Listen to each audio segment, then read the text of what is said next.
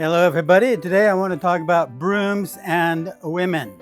This is a traditional broom and it's very closely related to a married woman, which I will explain in a little while. Now this is a traditional Chinese broom which we use to sweep the inside of the house, and it's very short, and so you sweep like this. And after a few years, that's the reason why all the old Chinese people walk around like this. These short brooms have been around for thousands of years. We have a helicopter, a military helicopter flying around. It's here to protect us from people from overseas who might be attacking us, like from America. They're protecting us. Okay, we'll continue. Now, if we're going to sweep the streets, or if we're going to sweep the yard and we want to remove the leaves from the yard, we have a big broom here like this. This is another traditional broom. This is a man's broom. We can sweep the street. It costs 20 renminbi, which is about $3. It's a traditional Chinese broom. So these days, if you go to the store for about $2, you can get a broom like this. And every store in China has these, and everybody in China has these to sweep their houses. And they cost about $2. And you take it like this, and it falls apart. It's total garbage. And it comes with a dustpan like this, and it's also total garbage, and it falls apart. And although it costs $2, it's not worth 2 cents. Now, online, you can get a broom like this, which you can stand up like a person, like an adult, like a real person, and you can sweep, and it's like sturdy, and you can sweep for decades, and you can stand up, and then you're not tuobei like this. When I grew up, we had brooms like this in the United States for like hundreds of years.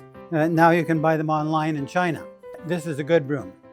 So now I want to go to the blackboard and tell you about a few Chinese characters and the history of brooms. Okay, so now you've seen Chinese broom. Let's look at the Chinese character. This character here, Zhou, but in modern Chinese we don't use this common. We say saoba, but it appears in a number of different characters, so I want to explain it. So this is a simplified character. This is a traditional character. This is a seal character. And this is an interesting story because for 2,000 years, nobody knew about the oracle bone character. So for the past 2,000 years, this is a hand and this is like a mop. It's a cloth because this part here is cloth. So a hand with a cloth, it wipes things up. For 2,000 years, this has been the explanation, and it was a logical explanation, but it was wrong. Only in the past 100 years, we found that before this, it was actually comes from a pictograph of a broom. The hand is actually the sweeping part of the broom, and the cloth, the wiper, is actually the handle and the tie. This character, in ancient times, it meant a broom, but it also meant a woman. Or possibly from ancient times, the woman was the person who cleaned up the house. Now, in modern times, we have a character which usually means a married woman. It's called fu. Here's the woman and the broom. So brooms have been associated with women for a long time.